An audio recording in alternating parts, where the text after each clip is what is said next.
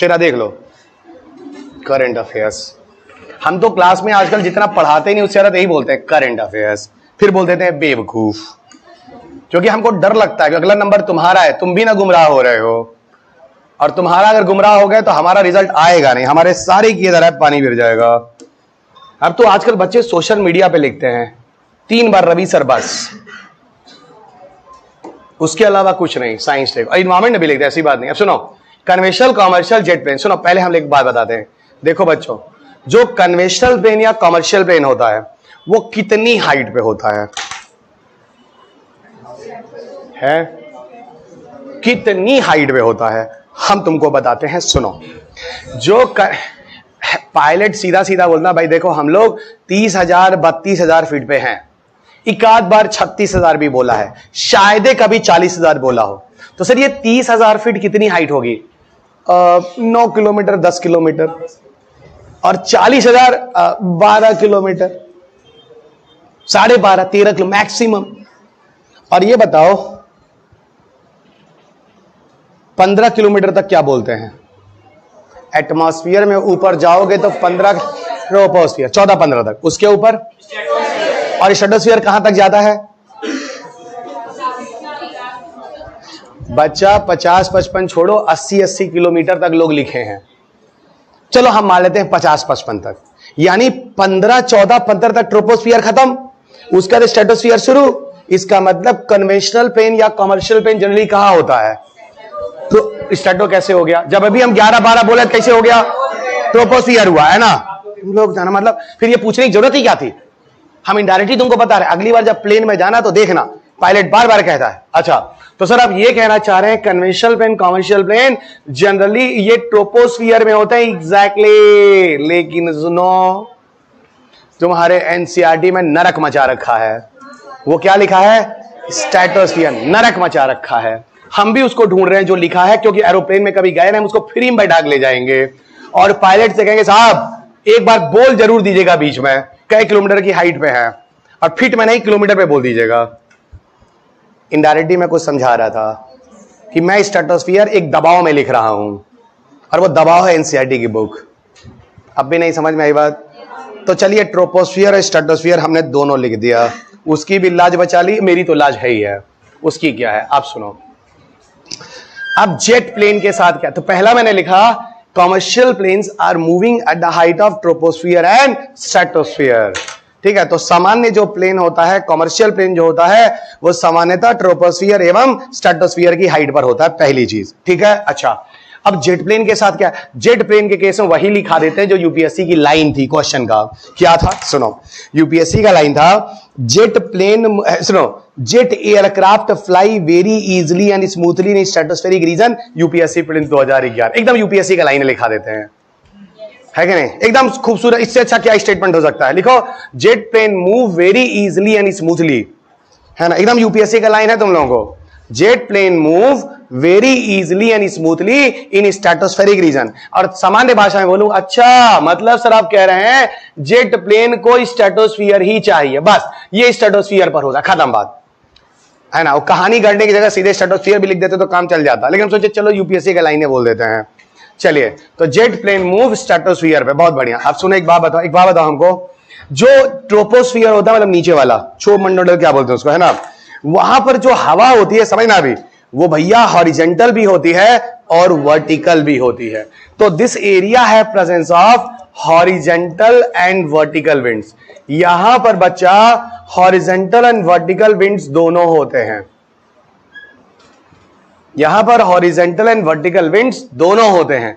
लेकिन यहां पर अगर आप देखोगे जेट प्लेन वहां पर होता है जहां पर मोस्टली हॉरिजेंटल। इसका मतलब ये नहीं कि वर्टिकल विंड्स नहीं है, मोस्टली हॉरिजेंटल विंड्स, है ना? मोस्टली हॉरिजेंटल विंड्स होते हैं, स्ट्रेटोस्फियर में होते हैं।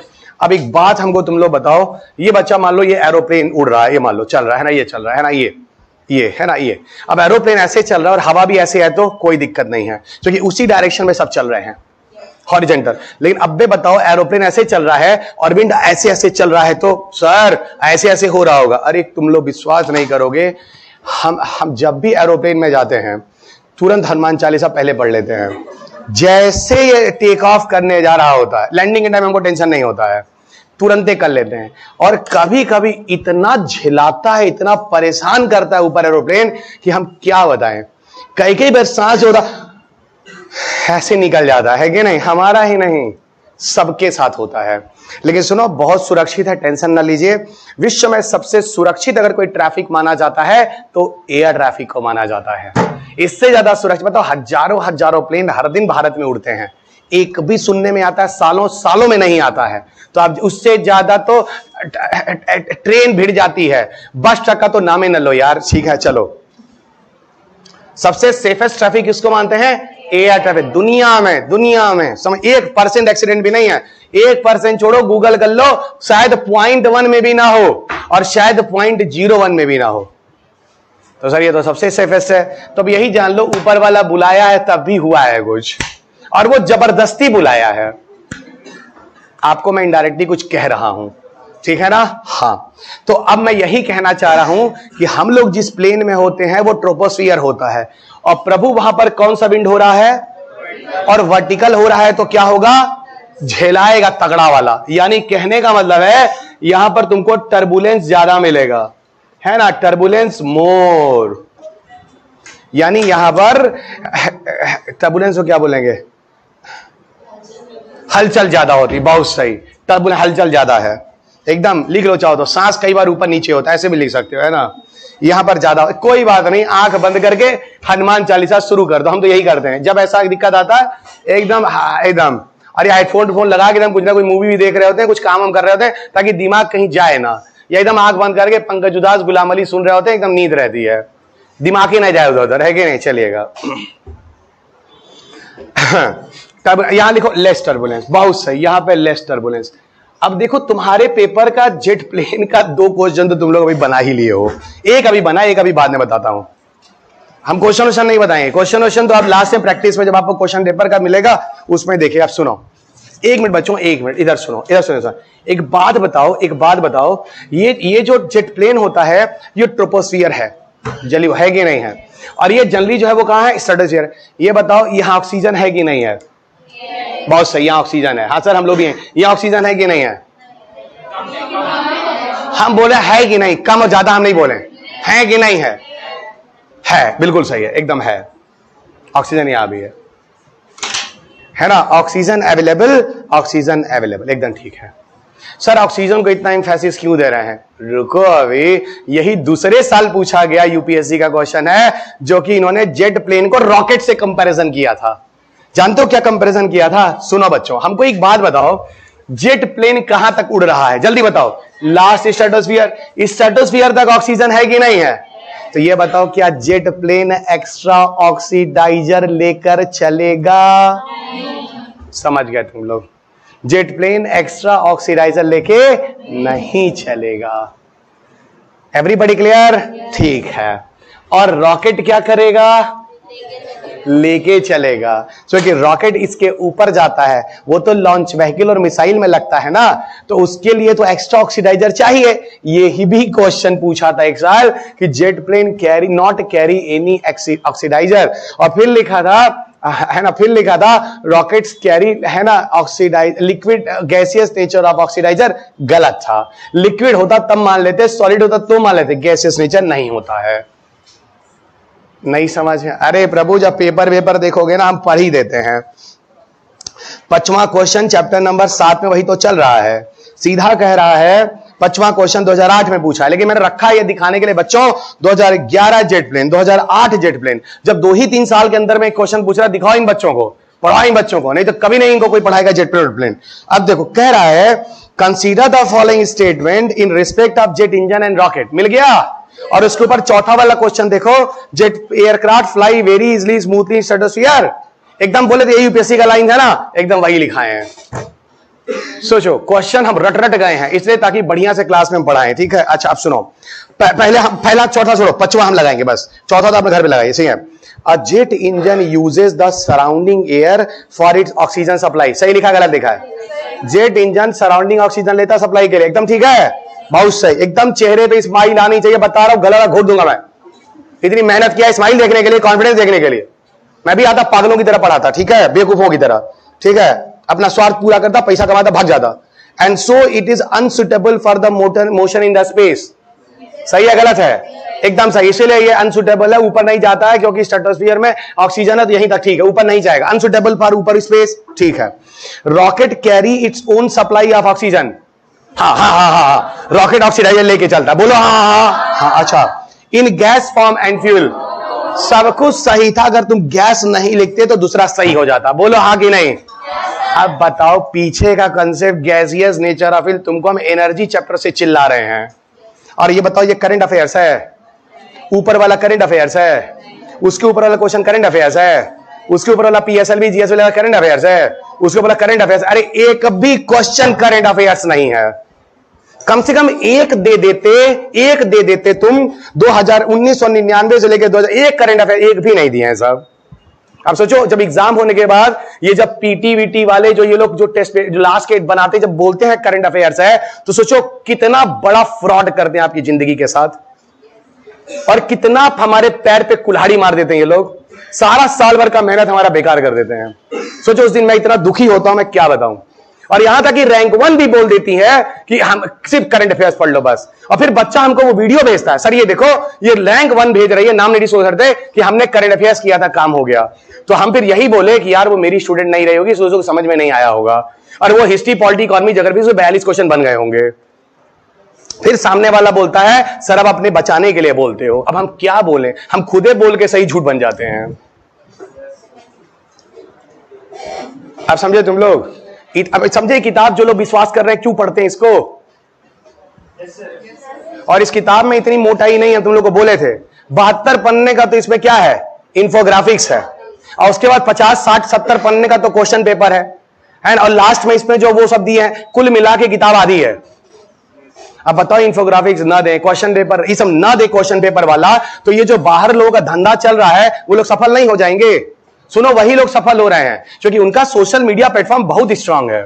हमको तो हमारे बच्चे नहीं सुनते, दूसरे छोड़ दो।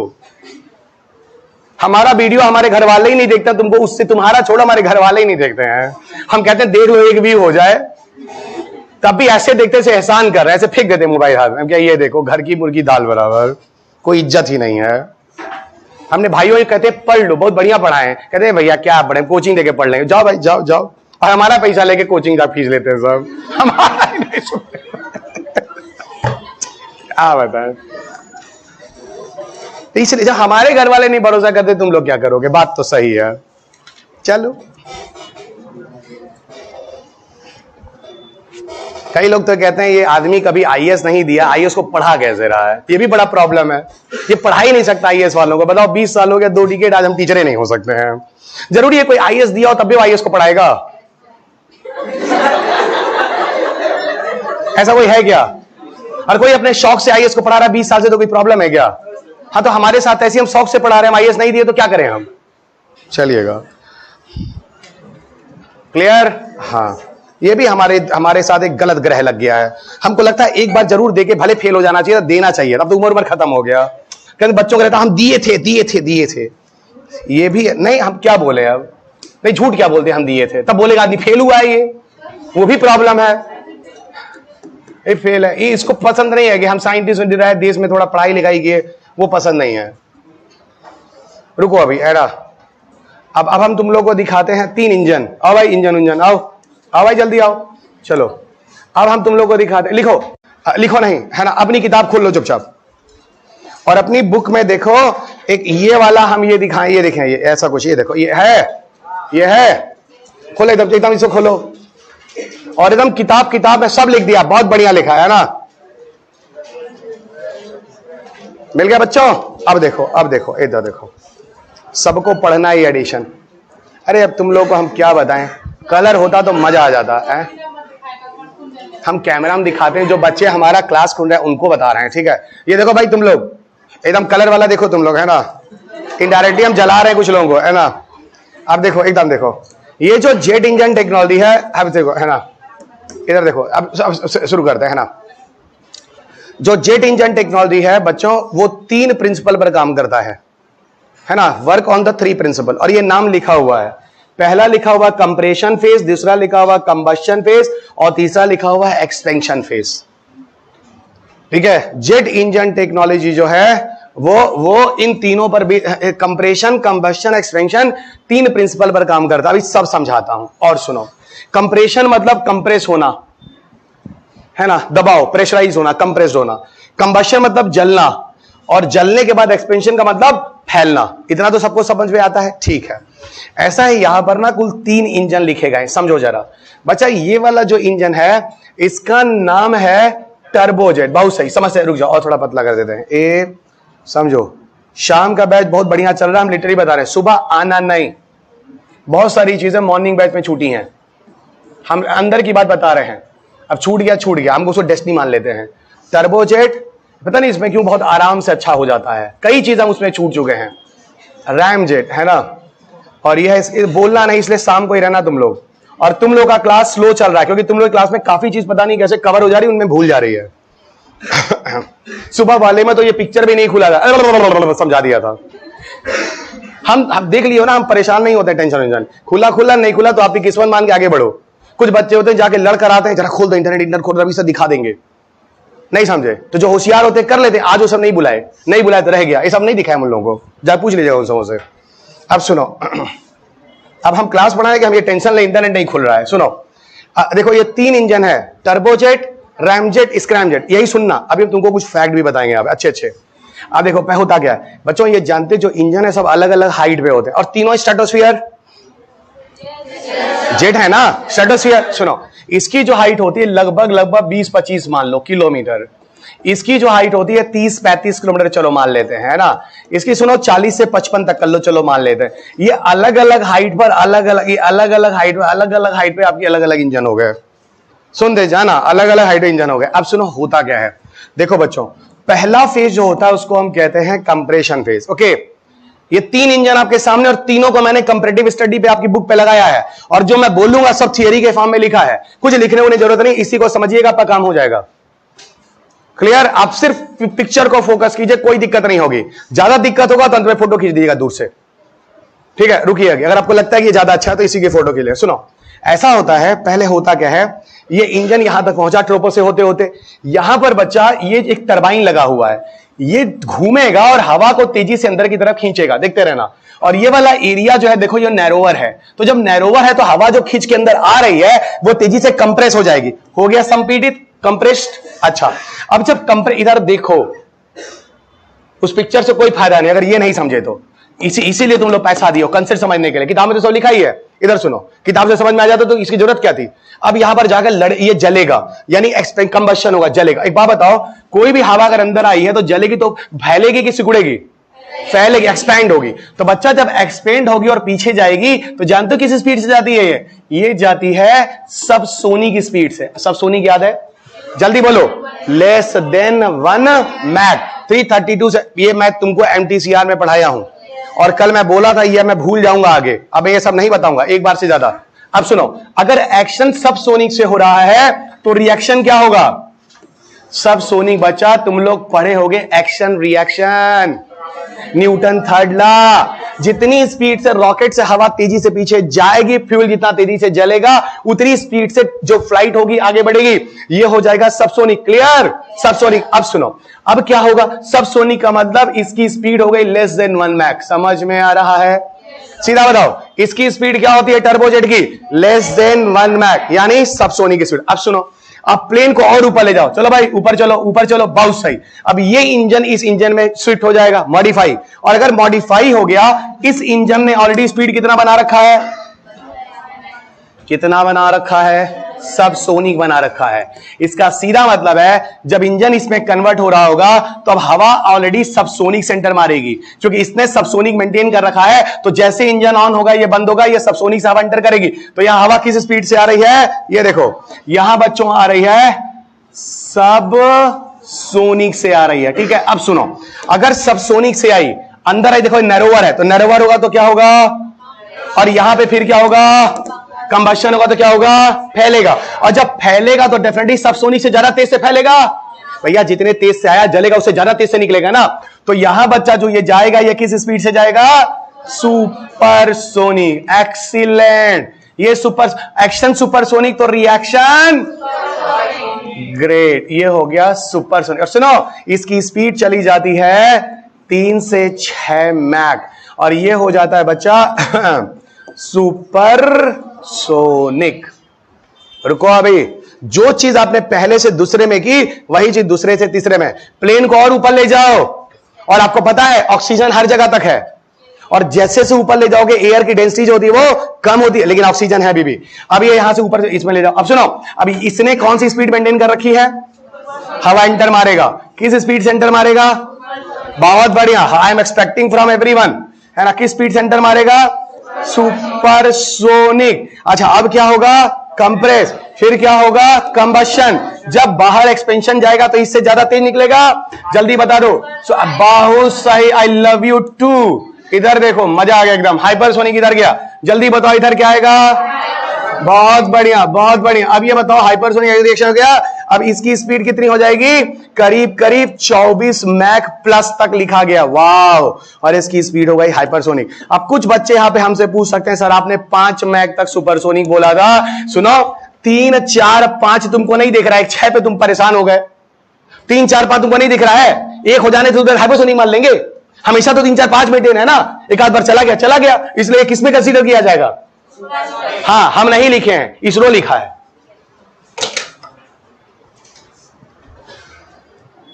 हाँ, जो करना फोटो तो लिख दिया, हमको क्या। जस्ट 10 सेकेंड में वेट कर रहा हूं, जस्ट 10 सेकेंड। ओके, जिसको जो करना हो देख ले। ऑनलाइन बच्चे फोटो नहीं ले सकते हैं, उनका फोन ब्लॉक हो जाता है, हम पहले बता दे रहे हैं।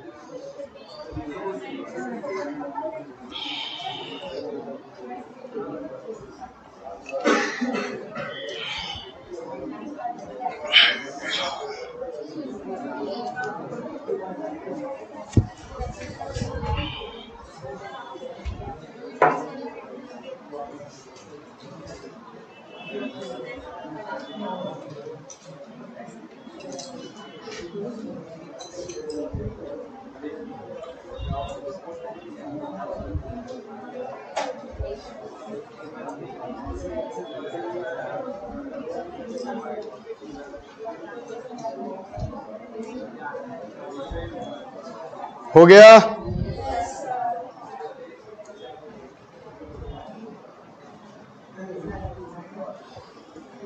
अब हम लोग थोड़ा आगे बढ़ते हैं, स्पेस मिशन की तरफ चलते हैं। ओके, चलो।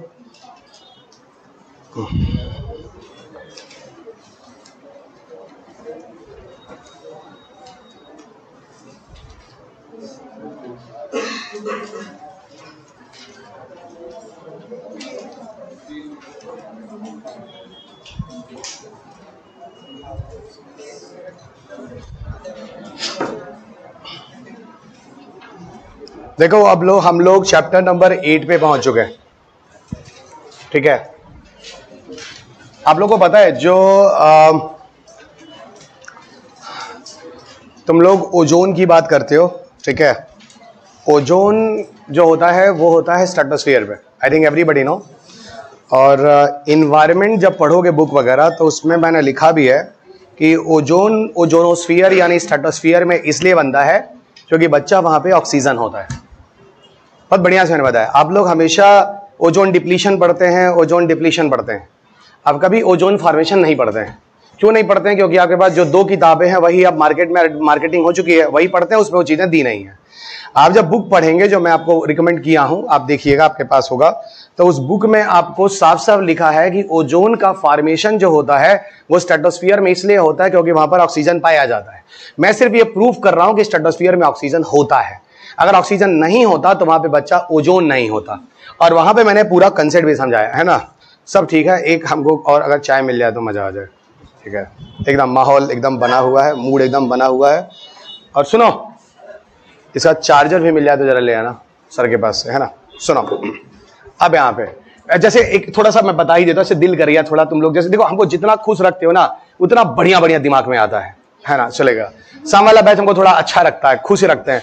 सुबह वाले जब सफोकेशन होता है, अंदर आते इरिटेट हो जाता हूं मैं, ठीक है, इसलिए वो थोड़ा अजब ब्राइक होता है। सुनो है ना, उनको भी पता है कि रवि सर मेरे बैच में उतना कंफर्ट नहीं होते हैं, इधर आओ है ना, वो लोग भी जान गए अभी तो उदासी रहते हैं कई लोग, तो इधर आओ।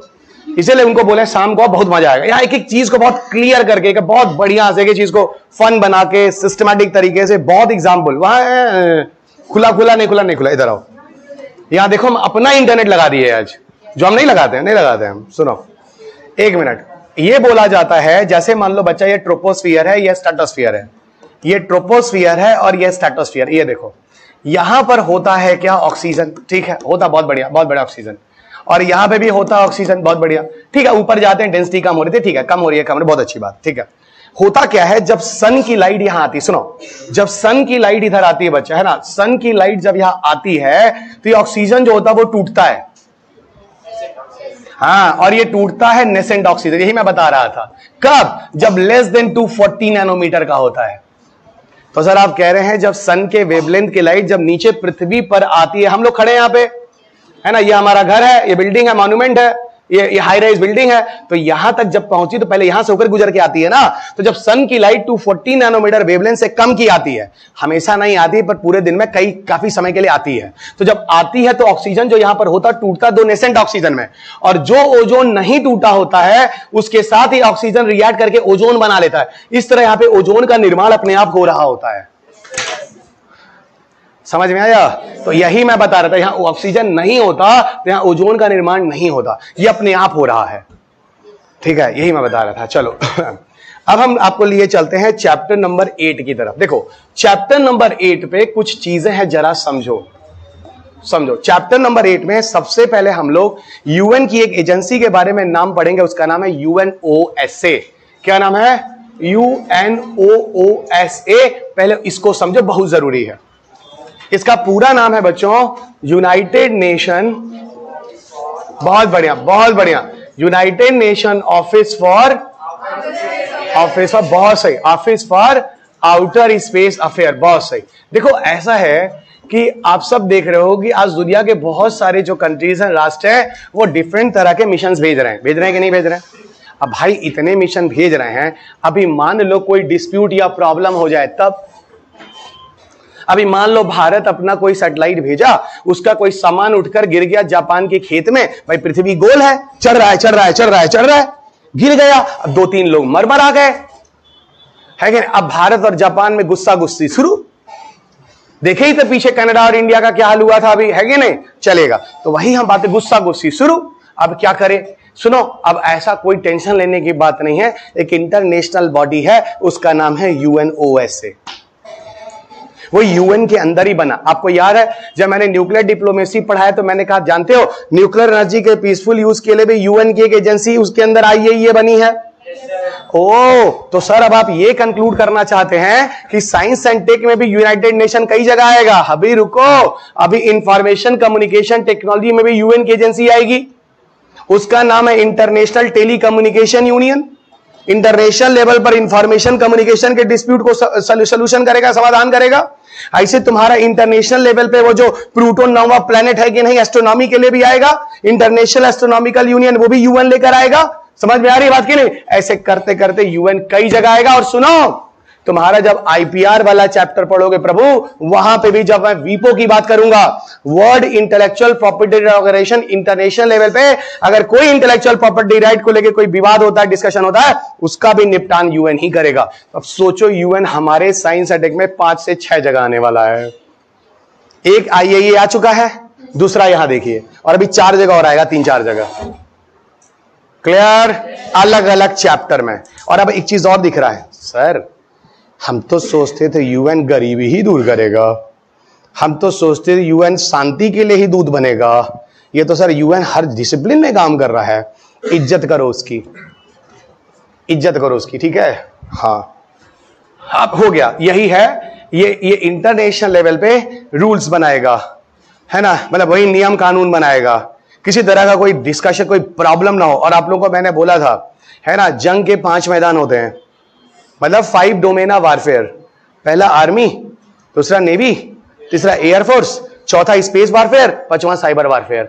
सुनो, चौथा स्पेस वारफेयर, अंतरिक्ष युद्ध। अब बे बताओ, सब लोग अंतरिक्ष में मिसाइल फेंके और दूसरे का सैटेलाइट फोड़ने लगे जिस अंतरिक्ष में अभी इतने ही कचड़े हैं, स्पेसक्राफ्ट खत्म होने के बाद एक एक स्पेसक्राफ्ट जब फटेगा तो सोचो कितने कचड़े बनेंगे, इतने बनेंगे कि गिन नहीं पाओगे, है ना। और गिन नहीं पाओगे, ठीक है, जब गिन नहीं पाओगे तो समझ ही रहे हो क्या होगा। ऐसे दे धड़ाधन सब पृथ्वी पे गिरेंगे ना कि कचड़े, और इतनी स्पीड से सब गिरेंगे कि मतलब हम बता नहीं सकते हैं, वैसे ही समझ लो। चलो, E=mc² जानते हो? अगर मास अगर बहुत अच्छी स्पीड से आ जाए तो कुछ बचेगा? यही जो कैप है, अबे हम इसको धीरे से फेंके पता नहीं चलेगा कुछ टच हो रहा है, अबे जोर से उठा फेंक दें तब इसी मास का C की वैल्यू बढ़ गई, वेलोसिटी, तो तगड़ा वाला चोट लगेगा। सोचो, अबे इतना बड़ा बॉटल अब बहुत ज्यादा स्पीड से पृथ्वी गिर जाए, पता है, अरे मतलब हम खुद नहीं बता सकते क्या होगा, बस बहुत बड़ा कुछ होगा, ऐसे जान लो। चलो समझा ले गए हम, ठीक है। अब आओ बच्चों, ये हो गया। अब ये क्या कह रहा है? ये कह रहा है कि देखो तुम लोग जो लोग अंतरिक्ष में बड़े बड़े मिशन भेज रहे हो, भैया स्पेस लॉ बनाओ, भैया स्पेस लॉ बनाओ, अंतरिक्ष में इंटरनेशनल लेवल पे लॉ बनाओ, नियम बनाओ, और इसके हिसाब से हम लोग चीजों को भेजेंगे, करेंगे, ठीक है। स्पेस लॉ की बात होती है। चलो, तो सर क्या भारत ने कोई स्पेस लॉ बनाया? सुनो, अभी तक नहीं। चाइना कह रहा है बनाएंगे, अमेरिका बनाया है लेकिन कोई बहुत ज्यादा क्लियर नहीं है, रशिया कह रहा है ठीक है हमारा भी आ ही जाएगा। तो सर मतलब सब लोग अभी इसको बहुत ज्यादा सीरियस नहीं ले रहे हैं फिलहाल, अभी तक तो ऐसा कुछ नहीं हो रहा, लेकिन आगे देखते हैं आगे समय में क्या होगा, कुछ नया होगा तो थर्ड टाइम रवि सर आपको बताएंगे, ठीक है ना। अभी के लिए यहीं पर हम लोग रुक जाते हैं। अब हम आते हैं बच्चों स्पेस मिशन पर। फाइनली अब हम लोग आते हैं कहां आते हैं? स्पेस मिशन पर। चलिए, और हम पहले अपने भारत का स्पेस मिशन करेंगे। चलिए, भारत का स्पेस मिशन यहां से शुरू करते हैं। अब इसमें भी बच्चों दो कैटेगरी है, पहला वो जो हम सफल हो चुके हैं, दूसरा वो जो आगे हम भेजेंगे, ठीक है। तो पहली कैटेगरी होगी successful space mission of India, इसमें सारा पार्ट डालते हैं। फिर बात करेंगे future space mission of India, फिर वो जो भविष्य में भेजने वाले, समझ में आगे बात। चलो, अब इसमें पहली सब हेडिंग है successful space mission of India. चलिए कॉपी पेन फटाफट उठाइए। Successful space mission of India क्या है भाई? सक्सेसफुल स्पेस मिशन, सुनो अभी बच्चों, इधर देखो, इसमें होता क्या है सक्सेसफुल स्पेस मिशन में। सी हियर, जो पहला मिशन है जो भारत ने सफल किया है उसका नाम है, क्या बात है, चंद्रयान-1। चलिए, भारत की पहली शुरुआत, बहुत बढ़िया। ये भेजा जाता है 22 अक्टूबर 2008 को, बहुत बढ़िया। ये भेजा जाता है 22 अक्टूबर 2008 को। तो चंद्रयान-1 भेजा जाता है 22 अक्टूबर 2008 को, ठीक है ना। अब सुनो, चंद्रयान-1 को हम यही बोलेंगे बच्चों, ये हमारा first inter space mission of India बोला जाएगा। First inter space mission of India, ये सारा मनमोहन सिंह का किया धरा है ना। बस वो आदमी ब्रांडिंग नहीं कर पाया, इसलिए वो इतिहास में अमर नहीं हो पाएगा, है ना, ये ध्यान रखिएगा। बहुत बड़ा इकोनॉमिस्ट था, बहुत महान इंसान था, ठीक है ना। एक जमाना था जब कलाम साहब प्रेसिडेंट थे, समझ आ रहा है? हाँ, बोले मतलब कमाल की चीज थी उस समय। चलो, आजकल के फाइनेंस मिनिस्टर को यही नहीं पता कि डॉलर की वैल्यू गिरी है कि रुपए की वैल्यू गिरी है कि नहीं। आजकल तो प्याज हम खाते ही नहीं, ये सब सोल्यूशन है कि प्याज मत खाइए, प्याज का रेट बढ़ जाए। चलिए, तो first inter space mission of India, चले ये हो गया। देश का पहला इतिहास है ये, याद रखेगा, प्राउड फॉर एवरीवन। ओके, पहली बार हम 36,000 से दूर निकल रहे हैं भैया। 36,000 अभी तक क्या थे उसके पहले? 36,000। अब 36,000 के बाद क्या बोलोगे? इंटर स्पेस में आ गए अब हम, मतलब अपने ऑर्बिट के बाहर निकल रहे हैं। ये पहला है देश का, बहुत बड़ी बात है। चलो, अब हम चलते हैं दूसरा मिशन। दूसरा एकदम ऑर्डर में हम लोग चल रहे हैं। पहले मैं आपको ऑर्डर दे रहा हूं, फिर एक एक चीज को डिटेल में पढ़ाऊंगा। मंगलयान-1 ये भेजा गया बच्चों 5 नवंबर 2013। इसको क्या बोलोगे? इसको बोलेंगे हम लोग प्रभु second inter space mission of India, या फिर first interplanetary mission. Yes, हम इस बार स्पेस में तो दूसरी बार गए हैं, लेकिन किसी प्लैनेट पर पहली बार गए हैं। ठीक है, 36,000 के बार हम दूसरी बार गए, लेकिन भाई हम लोग मंगल पे उतरे हैं, मंगल की स्टडी की है, तो प्लेनेट पे तो पहली बार गए ना, मून तो कोई प्लेनेट था नहीं। कुछ समझ रहे हो कि नहीं समझ रहे हो? समझ के लिखना, मैं बार बार बोला हूं, है ना, सो के मत लिखिएगा। मंगलयान, और सुनो तो मंगलयान हो गया, और सुनो बच्चों, और सुनो। इसके बाद तीसरा है जिसका नाम है एस्ट्रोसैट। एस्ट्रोसैट भेजा जाता है सितंबर 2015 में, ठीक है। Exact date I am not sure, देख लेना, शायद 29 सितंबर या क्या है, जब आप अपनी बुक पढ़ोगे वहां मिल जाएगा, ठीक है, करीब करीब। और एस्ट्रोसैट को सिर्फ मैं एक लाइन में बोलूंगा, दिस इज MWO। MWO का मतलब होता है मल्टी वेवलेंथ ऑब्जर्वेटरी। इसका नाम है मल्टी वेवलेंथ ऑब्जर्वेटरी, ठीक है। ये हो गया MWO, multi wavelength observatory, AstroSat. Okay, AstroSat हो गया मल्टी वेवलेंथ ऑब्जर्वेटरी, ठीक है। तीसरा एस्ट्रोसैट, चौथा आ जाओ AstroSat multi wavelength observatory MWO। AstroSat के बाद आप सब जानते हो बच्चों, अब गया है हमारा चंद्रयान 2, और चंद्रयान 2 की डेट सबको पता है। What is the date of Chandrayaan 2? 22 जुलाई, एक मिनट, है ना, एकदम क्लास के अंदर था मैं उस टाइम, 22 जुलाई 2019। इसको आप ऐसे बोलोगे, second lunar mission of India, है ना। और मैं उम्मीद करता हूं आप ये ऑर्डर याद रखेंगे, है ना। आपके शान की बात है, आपके भारत के प्राउड की बात है, आपके इसरो के प्राउड की बात है। कम से कम 5-6 ऑर्डर भी ना याद रखें तो आप बेकार हैं। यहां पता नहीं बाबर, हुमायूं, अकबर, जहांगीर, औरंगजेब, शाहजहां, बहादुर साहब पता नहीं क्या क्या कर डाले हैं, इसको भी कर डालिए थोड़ा सा। बताओ, अपने घर के परिवार के खानदानों का नाम नहीं पता है। अब मैं पूछे परदादा का नाम बताओ, कोई नहीं बताएगा, लेकिन उनका सब पता है। इंटरेस्टिंग है हम लोग का, है ना, इतिहास है। हाँ बताओ, हाँ गो प्लीज। हाँ है नहीं, कैसे, किसने बोला? रुको अभी, रुको, है ना। सक्सेसफुल मिशन है भाई, कुछ चीजें तो इसकी काम हुई हैं और इसने पूरा किया 3 साल अपना। रुको अभी, चंद्रयान 2 के बाद हम लोग आगे बढ़ेंगे चंद्रयान 3। जल्दी बताओ डेट, जल्दी बताओ। 14 जुलाई 2023, बहुत सही। इसको क्या बोलोगे? Third lunar mission of India, बहुत सही। अच्छा, अगला हो, चंद्रयान 3 के बाद अगला क्या आएगा? अगला आएगा आदित्य मिशन, आदित्य L1। कब गया भाई? बहुत सही, 2 सितंबर 2023, 2 सितंबर 2023, first solar mission of India. क्या बोलोगे? First solar mission of India, लिख लो, this is the first solar mission of India, ठीक है। ये हो गए हमारे देश के सारे।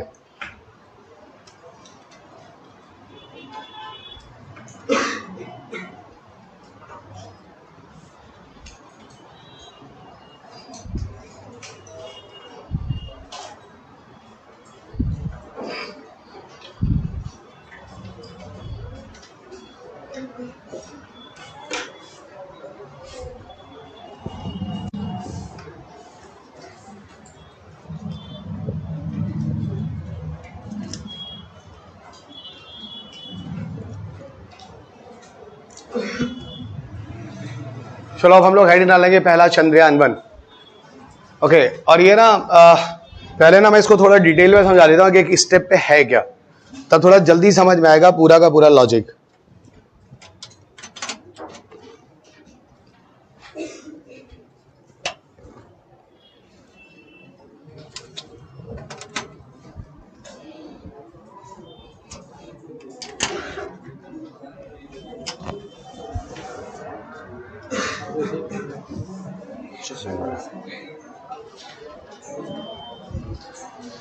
ओके, चंद्रयान 1। देखो बच्चों, जब भी कोई मिशन भेजा जाता है 4 days are very very important for any mission. और चंद्रयान 1 को मैं बहुत बढ़िया से समझाऊंगा। ताकि अब आपके दिमाग में किसी भी तरह का कोई कंफ्यूजन ना रह जाए। Got it. चंद्रयान-1 जरा देखो, 4 days are very important for any space mission. इसको इस पिक्चर से समझो, क्योंकि चंद्रयान-3 के केस में भी बड़ा एक्साइटमेंट रहा है और बहुत चीजें आप क्लास में आज सुनने के बाद ज्यादा क्लियर करोगे। होता क्या है, इधर देखो, ये मान लो ये अपना अर्थ है। Got it. This is the our earth, ठीक है। और ये बचा हमारे अर्थ का अपना ऑर्बिट है। हाँ, वही अर्थ का अट्रैक्शन, अर्थ की ग्रेविटी 36,000, ये सारे लॉजिक आपको पता है। ये हमारा क्या है, ये हो गया बच्चों मून, और ये हो गया क्या, मून का ऑर्बिट। ठीक है, रुक जाओ, थोड़ा ज्यादा बड़ा हो गया, थोड़ा छोटा बनाते हैं मून का ऑर्बिट। ये हो गया मून का ऑर्बिट, तो ये हो गया अर्थ का ऑर्बिट, ये हो गया मून का ऑर्बिट। अब जरा सुनो होता क्या है। मैंने अभी बोला 4 days are very important for any missions. कौन कौन से 4 days सुनो। पहला दिन जब वो सक्सेसफुली अपनी जगह से जाता है, दूसरा दिन जब वो सक्सेसफुली अर्थ के ऑर्बिट से बाहर निकलता है, तीसरा दिन जब वो सक्सेसफुली मून के ऑर्बिट के अंदर आता है, और चौथा दिन जहां इसको लगाना होता है मून के सरफेस से 100 किलोमीटर की दूरी पर, है ना। ये है 4 दिन, and these 4 days are very very important. और जब भी, जैसे अभी जब आपने चंद्रयान-3 सुना होगा या 2 सुना होगा या मंगलयान वगैरह सुना होगा, हर केस में आपको ये चीजें सुनाई देती। अब ये ऑर्बिट के बाहर चला गया, अब ये ऑर्बिट के अंदर आया, तो ये लॉजिक समझ में आ रहा है। ऑर्बिट के बाहर चला गया, ऑर्बिट के अंदर आया, मतलब क्या। Everybody clear? ठीक है, अब सुनो। पहला दिन जो ये गया था वो था बच्चों 22 अक्टूबर 2008। तो first day when it enter there वो था 22 अक्टूबर 2008। सुनते जाना। कहां से भेजा गया सबको पता है, सतीश धवन स्पेस सेंटर भारत के अंदर से। किसकी मदद से भेजा गया, PSLV C11 की मदद से भेजा गया। टोटल लॉन्च मास कितना था, इसका टोटल लॉन्च मास जो था वो 1380 किलोग्राम का है, वो 1380 किलोग्राम का है। इसमें टोटल जो एक्सपेंडिचर हुआ था बच्चों, जो देश ने इसमें खर्चा किया था, वो ये खर्चा बर्चा भी अक्सर न्यूज में रहता है, आप जानते हो, 380 करोड़। वैसे भी याद रखोगे 1380 किलो का 380 रुपीज निकाल लो, तो ऐसे भी निकाल आता है। ठीक है, इसमें टोटल जो पेलोड्स लगाए गए थे, पेलोड्स आप जानते हैं इंस्ट्रूमेंट्स वगैरह, वो लगे थे 11। तो कितने पेलोड्स में लगाए गए थे, 11 पेलोड्स। और ऐसा कहते हैं इसमें से 6 पेलोड्स हमने दूसरे कंट्री से लिए थे और 5 हमारे अपने हैं। जैसे चंद्रयान-3 में भी सुनने में आता है कि नासा और यूरोपियन स्पेस एजेंसी ने भारत की हेल्प की है कुछ पेलोड्स वगैरह को देने में। ठीक है, और पेलोड्स 11, और यहीं पर इसमें टोटल नेशंस जिन्होंने भाग लिया था, मतलब ये कह लो कुल कितने कंट्री ने मिलकर इस मिशन को सक्सेसफुल बनाया, तो आंसर है 20। इस 20 राष्ट्र में कौन कौन से राष्ट्र आते हैं, एक तो बच्चा यूरोपियन यूनियन का 17 कंट्री का समूह था, वो आया था। 18वां जो था वो बुल्गारिया था, वो आया था। 19 जो था वो नासा था, अमेरिका था, वो आया था। और 20वां बोलना ही नहीं है, हमारा अपना कंट्री तो है ही है, मेन लीडिंग कंट्री। तो कुल मिला के 20 कंट्रीज की मदद से पूरे रिसर्च को सक्सेसफुल बनाना था। सारे फैक्ट्स एक ही जगह पे दिख रहे हैं। ठीक है, जगह कम है इसलिए थोड़ा छोटा लिखा हूं। ठीक है, एक तरीका और होता है, पीछे वाले चाहे तो फोटो लेके फिर मैग्नीफाई कर सकते हैं ना, बहुत सारे तरीके होते हैं, बच्चे ये भी करते हैं। अब देखो, इसका जो पूरा लाइफ स्पैन था वो कितना था, इसका जो पूरा लाइफ स्पैन था, ये माना गया था कि भाई एटलीस्ट न्यूनतम ये 2 साल काम करेगा, तो मिनिमम ये 2 साल काम करेगा, ये इसका लाइफ स्पैन था। ये मैंने आपको कुछ फैक्चुअल डेटा बताया, ये चीजें आपको फैक्ट से ही समझ में आएंगी। अब सुनो, ये जो चंद्रयान-1 है यहां से गया तो था 22 अक्टूबर 2008 को, यहां एंटर किया है 5 नवंबर 2008 को, और यहां पहुंचा इस जगह पे बच्चों 12 नवंबर 2008 को। तो सर आप ये कहना चाह रहे हैं कि चंद्रयान-1 को यहां से यहां जाने में लगभग 20 दिन का समय लगा था। एग्जैक्टली, लगभग 20 दिन का समय लगा था, जहां हमने लगाया था। और हमने लगाया कहां था, अगर आप थोड़ा सा दिमाग लगाओ, मून के सरफेस से 100 किलोमीटर पर अगर होगा तो बच्चा ये आपको खुद दिख रहा है, this is lunar polar orbit, है कि नहीं, ये मून के पोलर ऑर्बिट में, तो that is the lunar polar orbit. Picture बनाते रहेगा, ये है लूनर पोलर ऑर्बिट। ठीक है, डेफिनेटली जैसे अर्थ के 100 किलोमीटर में कौन सा ऑर्बिट हो रहा है, पोलर ऑर्बिट, ये हो गया लूनर पोलर ऑर्बिट। और डेफिनेटली इसका काम क्या था, रिमोट सेंसिंग की तरह फोटो लेना, रिसोर्सेज की स्टडी करना, और ये सारे काम कौन से सैटेलाइट्स करते हैं, पोलर नेचर वाले सैटेलाइट। तो थोड़ा सा दिमाग लगाओ, वैसे भी समझ जाओगे, ये पोलर पोजीशन पर लगाया गया, लूनर पोलर ऑर्बिट।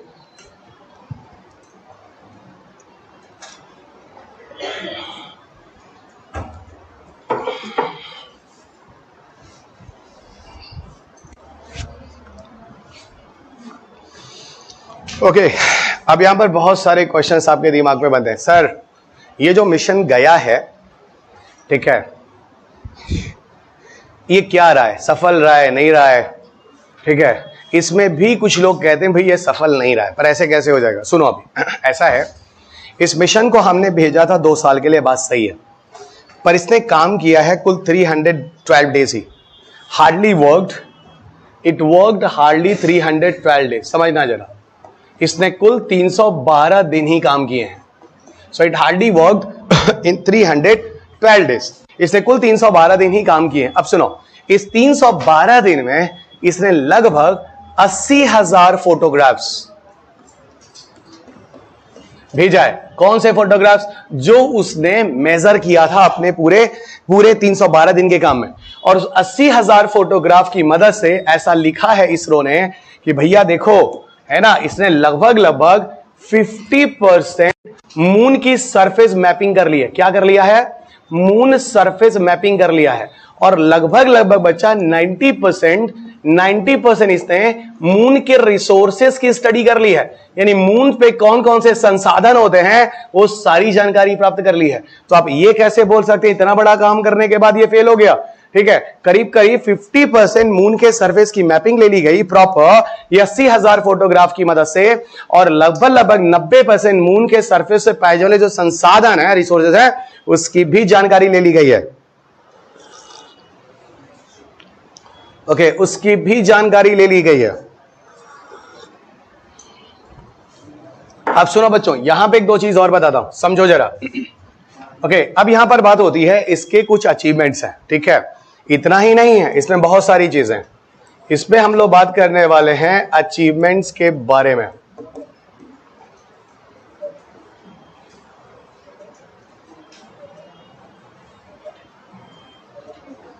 अचीवमेंट्स, अब देखो कौन कौन से अचीवमेंट्स हैं। पहला, कौन कौन से अचीवमेंट है? पहला सुनो, ऐसा है 312 दिन में भले इसने काम करना बंद किया है, पर इसने बहुत सारे काम किए। और इसीलिए इसरो के हिसाब से, इसरो ऑफिशियल ने बोला भी है कि it is the, ISRO official जो रिपोर्ट आया, it is the already have achieved the 90 to 95% of target in 312 days। और अगर कोई सैटेलाइट 90 to 95% टारगेट को अचीव कर लेता है तो इसको हम फेल कैसे बोल सकते हैं? Did you understand or not? ये बिल्कुल भी फेल मिशन नहीं है। 90 to 95% अपने लक्ष्य को इसने पूरा कर लिया था 312 दिन में, और इसको इसरो ऑफिशियल के हिसाब से सक्सेसफुल मिशन। और ऐसा नहीं है कि सिर्फ इसरो ने बोला है, नासा ने भी इसको सफल माना है, रशिया ने भी माना है, जापान ने भी माना है, यूरोपियन यूनियन ने भी माना है, तभी भारत को दुनिया में 5वीं रैंकिंग दे दी गई है ना। अक्सर सुनते होगे, अभी जब चंद्रयान 3 गया था, है ना, पहले की बात बता रहा हूं, तो उसमें यह बोला गया था कि भारत चंद्रमा पर रिसर्च करने वाला 5वीं कंट्री बन गई है कि नहीं? अब वहां उसके लैंडिंग करने वाली तो 4थी है। आप समझ रहे नहीं समझ रहे हो? और साउथ पोल पर उतरने वाली पहली है। आप समझ रहे नहीं समझ रहे? वो सब आपको अभी आगे धीरे धीरे समझ में आएगा। तो यही मैं बता रहा हूं कि भारत दुनिया में 5वां कंट्री हो गया मून की स्टडी करने वाला। तो इंडिया की पोजीशन क्या हो गई? We stand the 5th position after US, Russia, Japan और बच्चा यूरोपियन यूनियन। जापान भी स्पेस रिसर्च में बहुत आगे है, याद रखिएगा, जापान भी स्पेस रिसर्च में बहुत आगे है।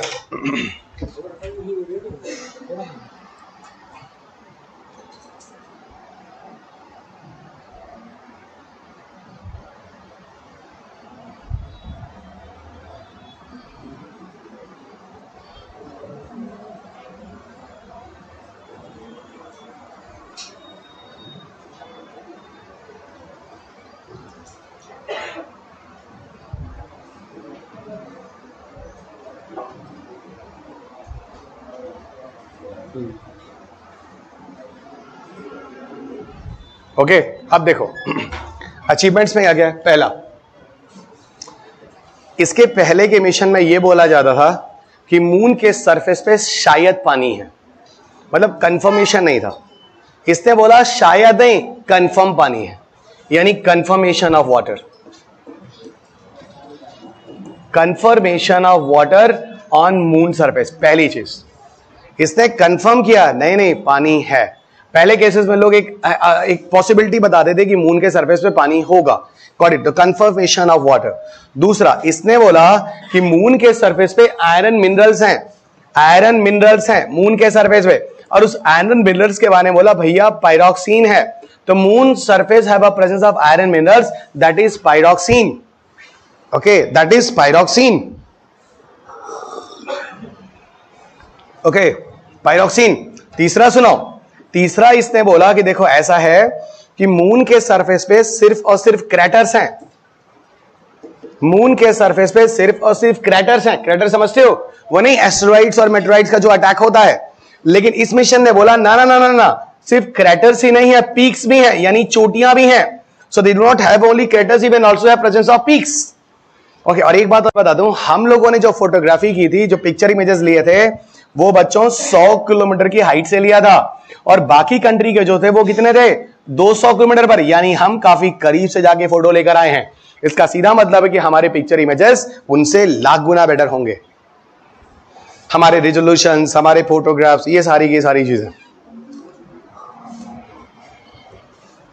क्योंकि ये सारा का सारा काम किसी ऑर्बिट में लगाकर किया गया। इसलिए चंद्रयान 1 को हम एक ऑर्बिटर कहते हैं। ऑर्बिट में लगाकर काम करने के लिए क्या बोला जाएगा, ये ऑर्बिटर कहा जाएगा। और सरफेस उतरेगा तो क्या कहलाएगा, लैंडर कहलाएगा। और उस पर चलेगा तो क्या कहलाएगा, रोवर कहलाएगा, जो आपको अभी आगे के मिशंस में दिखेगा, है ना। इसको कहते हैं क्या, ऑर्बिटर, जो कि ऑर्बिट में लगाकर काम किया गया। और इसको बिल्कुल फेल नहीं बोलोगे, ठीक है। इवन इसके सक्सेस के बाद इसे एक अवार्ड भी दिया गया और वो अमेरिका नहीं दिया, AIA स्पेस अवार्ड 2009, है ना। इस अवार्ड से इसको नवाजा भी गया भाई 2009। लेकिन अब ये चीजें आज के काम की है नहीं, पर हाँ इस मिशन के थ्रू आपको सब कुछ बहुत क्लियर हुआ है, क्योंकि जो अभी जो नए मिशंस भेजे जा रहे हैं उसमें इस तरह के शब्दों का यूज किया जा रहा है। ये ऑर्बिट में उतर गया, पोलर ऑर्बिट में लगाया गया, मार्टियन ट्रांसफर ऑर्बिट में लग रहा है। तो ये सारे नाम इस डिस्कशन से काफी क्लियर हो जाते हैं। और वैसे भी चंद्रयान 2 और चंद्रयान 1 में देखा जाए तो जो चीज हम चंद्रयान 2 में बेहतर करने वाले थे चंद्रयान 1 के कंपैरिजन में, वो हमने चंद्रयान 3 में किया। तो चंद्रयान 2 का कंपैरिजन का मतलब तो चंद्रयान 3 समझो। जब चंद्रयान 2 हमारा कुछ पार्ट सक्सेसफुल हुआ ही नहीं है, उस पार्ट को हम चंद्रयान 3 में कर रहे हैं, तो सीधा अब तो चंद्रयान 1 वर्सेस चंद्रयान 3 हो गया ना। वो अभी आपको समझ में आएगा मैं क्या कह रहा हूं, अगर अभी भी नहीं समझ रहे हो। चलो अब हम चलते हैं चंद्रयान 1 के बाद अगले कंसेप्ट पर। चंद्रयान 1 के बाद हमने चंद्रयान 1 कवर कर लिया। Now we are coming into the Mangalyaan. चलो भाई मंगलयान मिशन पर आते हैं। इधर देखो बच्चों, मंगलयान थोड़ा छोटा है, और मंगलयान पे वैसे भी यूपीएससी ने 2016 में एक क्वेश्चन पूछ भी लिया है। और ऐसा करते हैं, मंगलयान 2 पे काम चल रहा है तो इसको मंगलयान 1 ही कर देते हैं। ओके 1 ही कर देते हैं। हाँ तो वो जानना चाहती हो, ठीक है चलो वही बताता हूं। असल में क्या होता है चंद्रयान 1 के साथ, इसमें जो पेलोड्स थे उसमें एक पेलोड का नाम था MIP। मतलब नहीं काम का है, लेकिन बता दूं, हो सकता है कुछ लोग सोचते हो कि इनको आता है कि नहीं आता है, लेकिन आपको नहीं पता है कि हम वही पढ़ाते हैं जो आज के जमाने के हिसाब से है। अरे जिंदगी दिए हैं इस सब्जेक्ट को, किताब लिख रहे हैं, ठीक है। जरूरी नहीं कि हर चीज हम आपको बताएं, जो आज के जमाने के हिसाब से वो हम बता रहे हैं। मैं आपको बताऊं, जब 2008-9 की एक घटना हुई थी, जब ये चीज जब भारत ने भेजी थी, उस समय एक क्वेश्चन था जो पंजाब PCS से पूछा भी गया था। बताओ 2009 के पंजाब PCS का क्वेश्चन हमको आज भी याद है, 9-10 का। और उसमें उन्होंने यही पूछा था MIP पर क्वेश्चंस। MIP क्या होता है, इसको हम कहते हैं मून इंपैक्ट प्रोब। क्या बोलते हैं बच्चा, मून इंपैक्ट प्रोब। जानते हो ये क्या था, ये क्या था, ये एक ऐसी चीज थी जो 14 नवंबर को, वो चाचा नेहरू वाला बर्थडे था, उसी दिन वहां से अलग किया गया था। कहां से, ऑर्बिटर से, और उसको सरफेस पे उतारा गया था।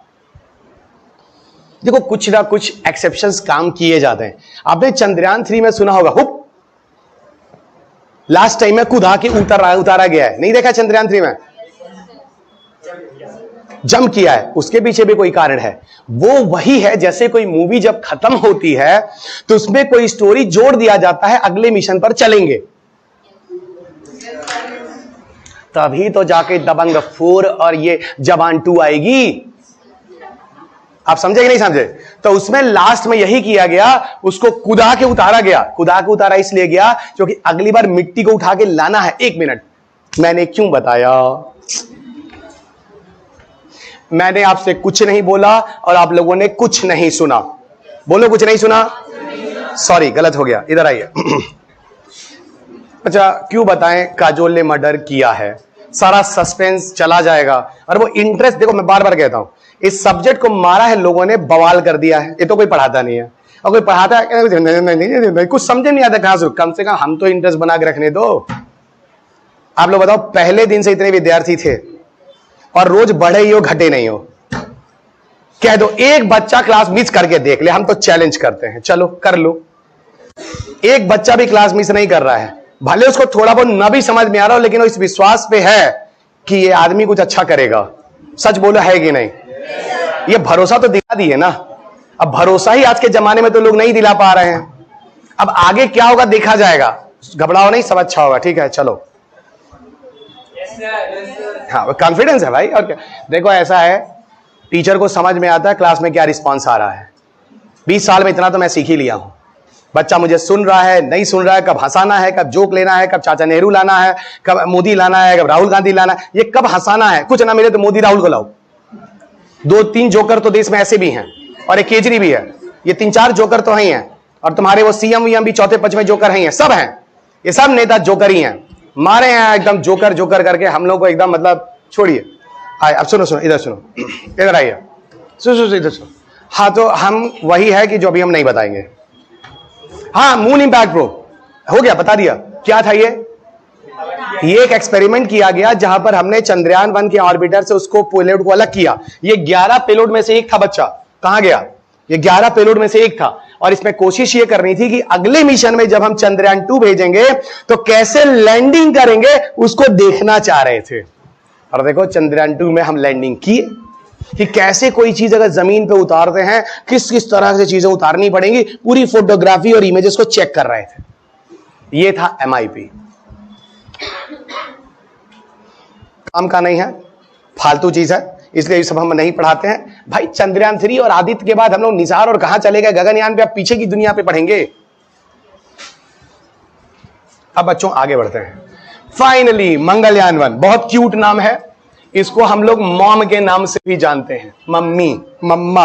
हाँ, एकदम मम्मा मम्मा बोलो, अच्छा लगता है, अपनापन है ना। मॉम, मॉम मतलब मम्मा, लेकिन इसका मम्मा मम्मा नहीं है भाई, इसका फुल फॉर्म बहुत सही है ना, मार्स ऑर्बिटर मिशन। सुनो, 2016 में जब ये क्वेश्चन आया प्रीलिम्स में, तो पहला ऑप्शन लिखा था इनमें से कौन सा है जो मिशन मंगलयान के बारे में सही स्टेटमेंट है। पहला बोला यह मार्स ऑर्बिटर मिशन है, यानी मॉम, यही पहला स्टेटमेंट लिखा था। वो तो तुम लोग क्वेश्चन पेपर नहीं देखे हो, तो हम लिख दिए हैं, जब ये पढ़ोगे तो मिल जाएगा। पहला ही क्वेश्चन यही लिखा था, मार्स ऑर्बिटर मिशन वाला। ठीक है, ये क्वेश्चन आ चुका है। फिलहाल 2016 में एस्ट्रोसैट भी आया था और मंगलयान भी आया था, दोनों पूछ चुका है। ये देखो हमारे सामने क्वेश्चन है ना, 2016 में पूछा है, consider the following statement regarding the Mangalyaan launch by ISRO. कह रहा है it is also called as a Mars orbiter. मिला कि नहीं मिला? सर इसका अल्टरनेटिव नाम पूछ दिया, और क्या कुछ समझ में आ रहा है कि नहीं यार? अल्टरनेटिव नाम 2016 क्वेश्चन है भाई। चलो पहले इधर आओ, वो सब छोड़ो, क्वेश्चन जब लग जाएगा बाद में। इधर आओ, देखो मॉम, अब समझ में, सुनो, अभी एक जगह पापा भी है, पापा भी है। पापा कहां है? आदित्य L1 में। एक पेलोड का नाम है, उसका नाम है plasma analyser packaging for Aditya. ठीक है, तो मम्मी भी है और पापा भी है। मम्मी है कहां? मंगलयान पे। अब पापा है कहां? आदित्य L1 पे। एक पेलोड का नाम है plasma analyser packaging for Aditya. हो गया ना, PA पापा। Okay, got it. अच्छा अरे कुछ पेलोड्स के नाम आपको वैसे भी चंद्रयान 3 में रटने होंगे, रंभा, LOS, है ना, कुछ ऐसे ऐसे नाम रटते हैं। चेस्टी है ना, चिस्टी, ये सब कुछ, चेस्ट। हाँ भाई साहब, थोड़ा बताऊंगा मैं, इंपॉर्टेंट। अब पहले थोड़ा सा फैक्चुअल, आप देख रहे हैं आपके पेपर में फैक्ट पूछा जा रहा है, थोड़ा सुनो। मंगलयान बच्चा भेजा गया 5 नवंबर 2013 को, बहुत बढ़िया। कहां से भेजा गया? सतीश धवन स्पेस सेंटर से। ठीक है, किससे भेजा गया? PSLV C-25 से, बहुत बढ़िया। मिशन मंगलयान की मूवीज अभी थोड़ा सा कहानी सुनाऊंगा। और इसका लॉन्च मास लगभग कितना था? लगभग है ना 1350, एग्जैक्ट मैंने श्योर नहीं हूं, लगभग 1350 है। ठीक है, लगभग 1350 किलोग्राम उसका जो था वो मास था। ठीक है, 5 नवंबर 2013 Satish Dhawan space centre PSLV C-25 launch में से लगभग 1350 था। और इसके फंडिंग के बारे में भी बड़ा उल्टा सीधा न्यूज है। कुछ लोग कहते हैं 450 करोड़ है, कुछ लोग कुछ और कहते हैं। अब ये अलग अलग चीजें, इस पे बात नहीं करेंगे, लेकिन इतना जरूर बोलेंगे कि जब ये पहुंचा था वो दिन था सितंबर 2014। तो सर ये मून के ऑर्बिट में, सॉरी मार्स के ऑर्बिट में कब पहुंचा? सितंबर 2014। और इसको पूरा टाइम लग गया बच्चा 9 मंथ्स। जैसे मम्मा की बॉडी के अंदर हम लोग को डेवलप होने में 9 महीने लग जाते हैं, उसी तरह इसको वहां अपने ऑर्बिट में पहुंचने में 9 महीने, क्योंकि इस बार हम छत पे नहीं जा रहे हैं, हम 400 लाख किलोमीटर पे गए हैं, तो टाइम लगेगा ना। मून पे जाने पे 20 दिन लग गया। और दूसरा चंद्रयान 3 में तो भैया 40 दिन से ज्यादा ले गए हैं सब। तो अलग पाथ से गया है और वो अलग पाथ से गया था। पाथ लंबी कर लो, टाइम लग जाएगा। इस बार बहुत सजग होके हम ले गए, थोड़ा आराम से ले चलेंगे, लेकिन मिशन फेल नहीं होना चाहिए। उस बार हड़बड़ तड़बड़ में कर दिए थे, ऐसा भी नहीं किए थे। ठीक है, चलिएगा। अब सुनो, सितंबर 2014 कहां पे उतरा है, ये कहां पे लगाया गया है? Martian transfer orbit, Martian transfer orbit में लगाया गया बच्चों। कहां लगाया गया? मार्टियन ट्रांसफर ऑर्बिट में लगाया गया। इसको हम लोगों ने लगाया। अच्छा, मार्टियन का मतलब होता है मार्स बचा, मंगल, मंगल है ना, मंगल के ट्रांसफर का। अच्छा, ट्रांसफर का अच्छा समझते हो तुम लोग? नहीं नहीं, एक मिनट रुक जाओ, हम एकदम समझाएंगे, रुक जाओ एकदम, बिल्कुल, क्योंकि पहली बार ऐसा नाम आ रहा है, ऐसा कहीं था नहीं। मान लो ये है हमारा पृथ्वी, मान लो ये हमारा पृथ्वी का ऑर्बिट, ठीक है, ये ऑर्बिट, और ये हो गया मार्स। बहुत सही, मार्स है ना। समझो, जब कोई भी सैटेलाइट लॉन्च किया जाता है तो ये जाता है, और फिर ये जाता है। ये जो बीच की जो कक्षाएं होती है ना, इनको हम कहते हैं बच्चा ट्रांसफर ऑर्बिट। क्या बोलते हैं? Transfer orbit. और इसको ले जाके ऐसे लगा दिया, ये ऐसे लग गया। तो किस ऑर्बिट में लगा इसको? एग्जैक्टली, ये उसके ट्रांसफर ऑर्बिट में। थोड़ा इलेप्टिकल पाथ होता है, नहीं समझाया? अरे पिक्चर से इतना बढ़िया समझा दिया, अब क्या? तो सर अब ये कह रहे हैं यहां लगा है क्या? एकदम ऐसे लगा, ऐसे ऐसे इस जगह ऐसे। इसको बोलते हैं मार्टियन। इसीलिए कभी एपीजी, पेरिजी ये सब नाम लिया था। कभी करीब इतना जाता है, फिर दूर उतना जाता है, ऐसे लगाया गया। समझ गए भाई, है ना? धीरे धीरे उठा के भेजा गया। अच्छा अब सुनो अब सुनो, अब मार्टियन ट्रांसफर समझ में आ गया? मतलब ये मार्स हो गया तो कुछ इस तरीके का। क्लियर? फाइन। कभी पास, कभी दूर, कभी पेरिजी, कभी एपीजी। चलो ये हटाओ, चलो, है ना। सुनो, जानते हो इसका जो लाइफ स्पैन था वो बच्चा, इसका लाइफ स्पैन 3 साल का रखा गया। वो अलग बात है कि इसने 5 साल से ज्यादा काम किया है। ओह, लाइफ स्पैन वैसे, लाइफ स्पैन जो होता है हमेशा बच्चा मिनिमम टाइम को लाइफ स्पैन डिफाइन किया जाता है। मतलब न्यूनतम 3 साल चलेगा। वो अलग बात है 5 चल जाए, 10 चल जाए, अलग बात है। ठीक है, इससे 5 साल से ज्यादा सिग्नल्स दिए थे, इंफॉर्मेशन दिए थे। मंगलयान में टोटल जो पेलोड्स थे, मंगलयान में टोटल जो पेलोड्स थे, ऐसा आता है 6, कहीं 7 लिखते हैं, पर मैं ज्यादा ऑथेंटिक आपको 6 ही बोलूंगा, है ना। मैं इन सब जगह के पेलोड्स के नाम नहीं बता रहा। अब देखो, मैंने चंद्रयान में 11 में से कोई पेलोड नहीं बताया। वो एक बच्चे ने पूछ लिया सर MIP प्रोब के बारे में बता दो, मैंने बता दिया, जो एक्सपेरिमेंट करना था।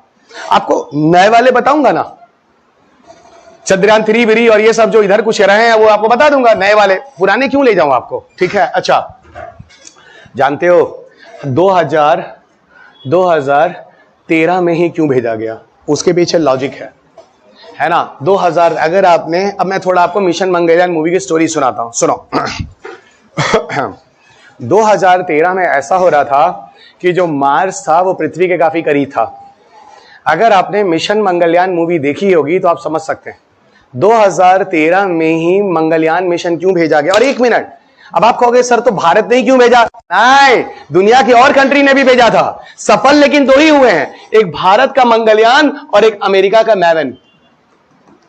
नहीं पकड़े हैं, नहीं समझ में आ रहा है। सफल 2 ही हुए हैं, एक भारत का मंगलयान और दूसरा अमेरिका का नासा का मैवन। मैवन मिशन में आपको आगे पढ़ाऊंगा जब मैं आपको इंटरनेशनल स्पेस मिशन पढ़ाऊंगा, जैसे टाइटन, जैसे जूनो, जैसे वाइगर, जैसे मेराइनर। कुछ समझ में आ रहा है? उस समय, अभी तो मैं इंडिया वाले पे बात कर रहा हूं ना। मैंने आपको क्या बोला था? 4 चैप्टर बहुत लेंदी हैं यूपीएससी में, और सबसे ज्यादा क्वेश्चंस भी आते हैं। किससे? एनर्जी, स्पेस, आईसीटी और बायोटेक। समझ में आ रही बात? और इसमें पूरा टाइम देने दीजिए, और इस पे क्वेश्चन मेंस में भी खूब आते हैं। है कि एक एक टॉपिक को ठीक से पढ़ाने दीजिए हमको। ठीक है ना, आपको तो वैसे कुछ पता ही नहीं है ना, हम आपको बता दे रहे हैं। इन 4 चैप्टर को अगर बढ़िया बेसिक के साथ नहीं पढ़ोगे, सब किए धराए पे पानी फिर जाओगे। जब इतना मेहनत कर ही रहे हो तो इन 4 चैप्टर को बढ़िया से कर डालते हैं ना, बाकी चीजें भी हम लोग करेंगे, पर बाकी चीज में कुछ फैक्ट्स है। पार्टिकल फिजिक्स देखो, इतना मजेदार चैप्टर है, इतने टेक्निकल चीजें हैं उसमें, क्वार्क्स, इलेक्ट्रॉन तो सर के ऊपर जाते हैं। आप 4 घंटे हमारी क्लास सुन लीजिए, कमाल एक भी क्वेश्चन बाहर चला जाए। जिसको कुछ पता ही नहीं है कि इलीजा क्या है, वो ऊपर से चल के ग्रेविटेशन भी स्टडी करके आएगा। बस आप क्लास में रहिए, देखिए, आप मेरी क्लास सुन लीजिए, बस चाहे ऑडियो वीडियो कुछ भी, बस सुन लीजिए, कहानी खत्म। अच्छा रुको, अभी तो बच्चा ये हो रहा था, सबने भेजा था, पर सफल हम 2 ही हुए थे, एक भारत हुआ था और एक अमेरिका का कौन सा मिशन, मैवेन मिशन। और सुनो, अमेरिका का मिशन भी हमारे कुछ दिन के बाद ही गया था, और वो भी सितंबर में ही पहुंचा था, उसके पहुंचने में 9 दिन लगे थे, सॉरी, हाँ वही 9 महीने, सॉरी है ना, उतना ही टाइम लगा था। और एक बात और सुनो, कुछ उतर रहा है दिमाग से, कुछ उतर रहा है दिमाग से, ठीक है, बहुत अच्छा चलेगा, है ना। मूवी की कहानी उससे जोड़ना है ना। देखिए, मेरी क्लास समझने के लिए कुछ मूवीज देखनी है, मैं आपको बार बार बोलता हूं, और मिशन मंगलयान भी देखना है। देखो, PSLV की इतनी क्षमता थी नहीं कि वो 400 लाख तक ले जाए, पर हमारी सरकार उसमें फंडिंग देने को तैयार नहीं थी। सरकार ने जो स्पेस रिसर्च के लिए फंड दिया था, वो बड़े रोते गाते दिया था, वो तो बढ़ाते बढ़ाते 450 करोड़ कितना हो गया। अच्छा, 450 करोड़ को ले भी ना बहुत सारे फैक्ट इंटरनेट पे अलग अलग तैरते हैं, कहीं 226 लिखा, कहीं 356 लिखा है। चलो यार, इस पे परेशान ना हो, 450 करोड़ लमसम इतना जरूर भेज सकते हैं कि जब मंगलयान मिशन भेजा गया था तो हमारा मिशन सबसे सस्ता था। नहीं समझ में आई बात? जब मंगलयान मिशन भेजा गया था, उस समय तक जितने भी मार्स मिशन भेजे गए दुनिया में, उसमें सबसे सस्ता मिशन किसका था? हमारा भारत का था। और हमारे प्रधानमंत्री उस समय तक बदल चुके थे। जाते समय सब कुछ किया कौन? मनमोहन सिंह। केक काटे कौन? नरेंद्र मोदी जी। देखिए ना, उधर मनमोहन सिंह जी थे, इधर देखिए ये आपके क्या नाम है, नरेंद्र मोदी जी आ गए, और उन्होंने भाषण भी दिया बड़ा सा। जब सफल होता है तो पहुंच जाते हैं, वो पहुंचना चाहिए, राष्ट्र को संबोधित वही करेंगे, है ना। तो उन्होंने बोला, भाइयों बहनों, हम लोगों ने, देश ने एक बहुत बड़ा इतिहास रचा है। जितने में हॉलीवुड की मूवीज आती हैं, उससे कम दाम में हम रियलिटी में अंतरिक्ष में पहुंच जाते हैं, मंगल तक शेयर कराते हैं। और सही बात है, उसी समय एक मूवी आई थी ग्रेविटी, और वो 500 करोड़ से ज्यादा के बजट था, और यहां देखो हम 500 से कम में, और वो फिक्शन था, कंप्यूटराइज था, यहां हकीकत था। अब भी नहीं समझ में आया? तो ऐसी बातें भी अच्छी लगती हैं कभी कभी। ऐसा नहीं है कि मोदी जी की हर बातें अच्छी नहीं लगती, बहुत बातें उनकी अच्छी भी लगती हैं। चलिएगा, अच्छा, पर कुछ इंसान ऐसे होते हैं जिनकी बातें हमेशा ही अच्छी लगती हैं, जैसे अटल बिहारी वाजपेयी जी। समझिए, अलग ही चीज है ना, वो मतलब एक अलग ही क्लास का आदमी थे, वो अलग अमर है, ऐसे आदमी अमर है। चलो छोड़ो, कौन आजकल अटल बिहारी वाजपेयी जी की नाम लेता है? चलो, आज तो लड़ाई झगड़ा, मारपीट, बवाल, मर्डर, रेप, यही सब चल रहा है। चलिए, अच्छा, अब हम ये बात करेंगे कि पहले तो हमारा मिशन बाकी कंट्री के मिशन से अच्छा क्यों है। इसमें 2 ही बातें होती हैं, और ये क्वेश्चन का एक ऑप्शन 2016 में है भी, जब पढ़ोगे तो मिलेगा। पहला तो हमारा चीपेस्ट था, और दूसरा बच्चों, in very first attempt India become successful. तो सर पहली बार में हम बाजी मार गए? हाँ। तो सर इसके पहले जो कंट्री गए थे उनको 2-2, 3-3 बार लगा। सर कौन कौन थे? देखो, एक तो तुम्हारा था अमेरिका, अच्छा, दूसरा था रशिया, अच्छा, तीसरा था यूरोपियन यूनियन, अच्छा, और चौथा हमारा अपना प्यारा देश भारत। ये हम हो गए बच्चा चौथे कंट्री। ये सब एक से ज्यादा बार टाइम लिए थे, 2 बार 3 बार, तब जाके सफल हो। हम भैया पहली बार में बाजी मार के चले। अरे भाई, first attempt UPSC clear 1 digit rank. ये नहीं कह रहे हैं सर थैंक यू, आपकी दिन में कहीं एक बात लग जाती है, क्या पता यही लग जाए। देख रहे हो, अपना भी तारीफ हम नहीं सुनना चाहते हैं। चलिए, अब भी नहीं समझ में आया? In very first time India become successful. पहला हो गया, पहली बार में बाजी मार गए। अजीब है, चेयर नीचे चला जा रहा है। और दूसरा क्या है? दूसरा क्या है? चीपेस्ट है, ये सबसे सस्ता मिशन है। 2 बातें हो गई। अब हम लोग आगे का कॉन्सेप्ट पढ़ते हैं। सुन लो, ये डिस्कशन का टॉपिक है, कोई डिक्टेशन नहीं है, सब लोग सुनते रहिए और इसी से कॉन्सेप्ट गिरा। और यही क्वेश्चन का ऑप्शन भी बन गया है। ठीक है, अब सुनो, अब ये बात होती है कि पूरी दुनिया को मंगल पर इतना इतना ज्यादा मतलब क्यों इंटरेस्ट है। ठीक है, सुनो, मार्स पर क्यों इतना इंटरेस्ट है, इसके पीछे सब बातें हैं, सुनते रहो बस। लिखने को मन करे लिखो, ना लिखो ना लिखो, तो फालतू चीज है, सुनो। और वैसे भी अब मंगलयान पे क्या रह गया यार, अब आगे की जनरेशन की बात करो ना, आदित्य तलवन क्या किया है, अभी गगनयान में क्या कर रहे हैं, कहां पीछे पे हम लोग टाइम ज्यादा बर्बाद कर रहे हैं। सुन लो, आगे बढ़ो कहानी की तरफ। पहला ये था कि मार्स मिशन में इतना ज्यादा इंटरेस्ट क्यों रहा पूरी दुनिया को, तो सीधी बात, मार्स एक ऐसा प्लेनेट है जहां पर अर्थ की तरह की सिमिलरिटी सबसे ज्यादा है, मतलब जीवन के रहने की, टेम्परेचर अच्छा है, बहुत सारे एरियाज में मार्स में ऐसी जगह है जहां पर इंसान आसानी से रह सकता है। इवन मैं आपको बताऊं तो चंद्रमा बहुत खतरनाक जगह है। हमको कोई ऑप्शन दे सर आप चंद्रमा पे जाएंगे कि मार्स पे जाएंगे, सबको पता है चंद्रमा पास में है, सबको पता है मार्स बहुत ज्यादा दूर है, लेकिन हम पहले बताएं तो हम मार्स पे जाएंगे, क्योंकि हमको पता है चंद्रमा इतना खतरनाक है कि बच्चा वहां मैग्नेटिक फील्डे नहीं है। सोचो, सन की लाइट वहां पे इतनी तेज आती है, वो ऐसी जगह है जहां 60 80 डिग्री सेल्सियस टेम्परेचर तो दिन के समय होता है। मरने जाएंगे हम, हाँ मरने जाएंगे हम, है कि नहीं? तब वही हम कह रहे हैं, हम ना जाए भाई, मंगल पे चले जाएंगे। सर ये सब क्या हो रहा है? ये सब इसलिए हो रहा है, आपको मैं बताऊंगा। आप लोगों को मैंने एक दिन एक बात किया था कि जो आयंस और चार्जेस होते हैं वो कभी कभी पृथ्वी की तरफ आते हैं। अरे सन के आयंस और चार्जेस आएंगे नहीं, आयनोस्फीयर में मेरे नीचे आते हैं, और अर्थ पे क्या उनको बचा लेता है? मैग्नेटिक फील्ड, उनको डाइवर्ट कर देता है किधर? ध्रुवों की तरफ। अब बताओ, अगर ये चीज वहां पे हो, इसी वजह से सन के जो हैवी रेडिएशन भी हमारे पृथ्वी पर आते हैं वो सब भी भाग जाते हैं, तो हमारा 60 डिग्री नॉर्थ डिग्री साउथ सन के बहुत ज्यादा तपने वाली अवस्था में नहीं होता है, हम लोग बच जाते हैं। अब बताओ, अगर चंद्रमा पर मैग्नेटिक फील्डे ना हो तब, अरे बाप रे बाप, बोलो, अरे बाप रे बाप, इतना ज्यादा हीट होगा सन का, इतना ज्यादा टेम्परेचर होगा, पिघल के उड़ जाओगे। तो सर ये नील आर्मस्ट्रांग कैसे उतरा होगा? हमको पता नहीं है, ठीक है, कुछ पहन वहन के ऐसा उतरा होगा जिसमें हीट रेजिस्टेंस रहा होगा, और क्या ऐसा कुछ समझ लो, या फिर ऐसी जगह पर उतरा होगा जहां पर एकदम क्लीन जगह ना हो, सन का ना हो, थोड़ा अलग हो। जैसे हम लोग इस बार 70 डिग्री पोल की तरफ गए हैं, नहीं तो हमारा पता चलेगा कि लैंडर पिघल जाएगा ना। नहीं समझ रहे हैं? जब चंद्रयान 3 में अभी बताऊंगा, रुको, अभी बहुत मजेदार टॉपिक है, एकदम मतलब मजा आ जाएगा, एकदम देख रहे हो चेहरा हमारा, एकदम मजा आ जाएगा। आपके पढ़ाने ज्यादा हमको मजा आएगा सिखाने में, सीख लें सब, है ना? अब रुको, है ना?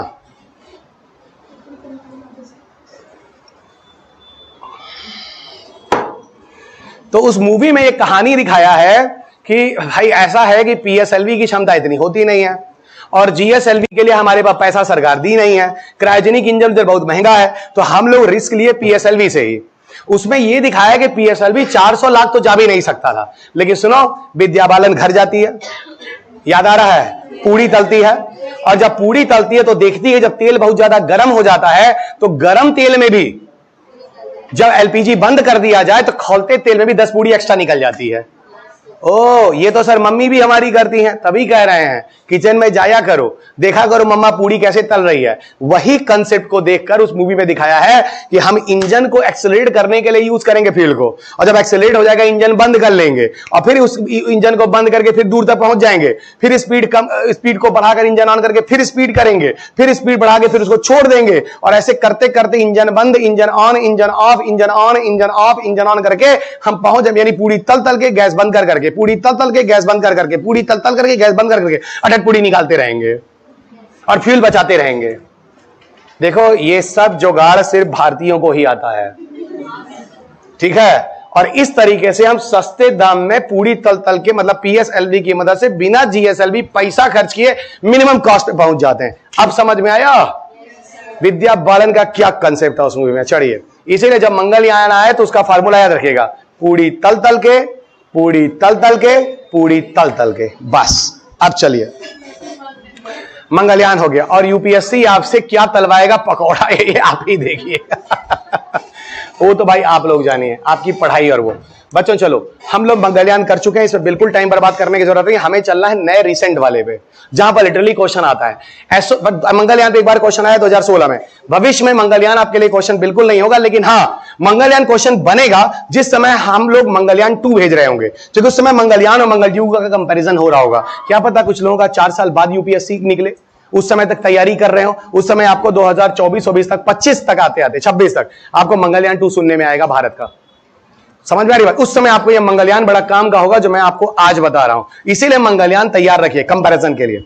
अच्छा, अब यहीं पर हम लोग बात कर लेते हैं एस्ट्रोसैट के बारे में। अच्छा भाई, एस्ट्रोसैट, एस्ट्रोसैट, अरे बड़ा मजेदार टॉपिक है एस्ट्रोसैट। बस आप क्लास तक पहुंच जाओ कैसे भी, बाकी छोड़ दो। ये बताओ तुम लोग क्लास में आ जाते हो, सब समझा ले जाता हूं कि नहीं ले जाता हूं? एकदम टेक्निकल चीजों की एकदम कहानी की तरह, जोक्स बनाकर, चुटकुला बनाकर, है ना, अपने ऊपर एग्जाम्पल लेकर, तुम्हारे ऊपर एग्जाम्पल लेकर, राहुल गांधी नरेंद्र मोदी को लेकर कुछ बना जरूर जाता हूं, है ना। चलो एस्ट्रोसैट को बच्चों एक्चुअल में देखो एस्ट्रोनॉमिकल सैटेलाइट बोल लो, लिखना नहीं, ये गलत है, लिखने लगे हुआ आगे। रुको, अभी हम समझने के लिए बता रहे हैं, ये कहीं ऑफिशियली नहीं लिखा गया एस्ट्रोनॉमिकल सैटेलाइट है, लेकिन पर्पस वही है, पर्पस वही है, मतलब एस्ट्रोनॉमी की जानकारी। हाँ रुको, अभी बता रहा हूं। अच्छा एक बात बताओ, अभी हम लोगों ने एस्ट्रोसैट में एक बात बोली थी, क्या? MWO। MWO पहले फिर से लिखना पड़ेगा, मल्टी वेव लेंथ ऑब्जर्वेटरी। क्या हो गया? Multi wavelength observatory. अब जरा समझो इसमें है क्या। पहले कुछ फैक्ट्स। एस्ट्रोसैट को हम सितंबर 2015 में भेजे हैं, बहुत बढ़िया, बहुत बढ़िया। PSLV C30 से भेजते हैं, बहुत बढ़िया। PSLV C30 से भेजते हैं, बहुत बढ़िया। और सुनो, एक तो सितंबर 2015, दूसरा PSLV C30, बहुत बढ़िया। एस्ट्रोसैट को जो भेजते हैं, इसका जो सतीश धवन से भेजते हैं, बहुत सही, सारे के सारे सतीश धवन से ही है, ठीक है। जो भी इंडिया के सक्सेसफुल मिशन है सब सतीश धवन से, ठीक है। इसका लॉन्च मास जो होता है इसका जो लॉन्च मास होता है वो होता है बच्चों 1513 किलोग्राम, लॉन्च मास 1513 किलोग्राम। और जो डिस्टेंस होता है जहां इसे हमें भेजना होता है वो होता है 650 किलोमीटर, ठीक है। सारे फैक्चुअल डेटा से लिखते जाइएगा। ये होता है 650 किलोमीटर, यानी 650 किलोमीटर की दूरी पर हम लोग भेजते हैं किसको? ऐसे भेज चुके हैं। और इसका जो लाइफ स्पैन था, मैं आज आपको बता दूं, फिलहाल अब काम करना बंद हो चुका है। ये 2016 में यूपीएससी ने पूछा भी है, ये 5 साल का लाइफ स्पैन था। इसका जो लाइफ स्पैन था वो 5 साल का था।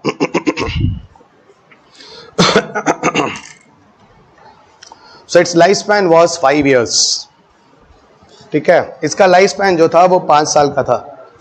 है फोन आ रहे, कोई बात नहीं, आने दो।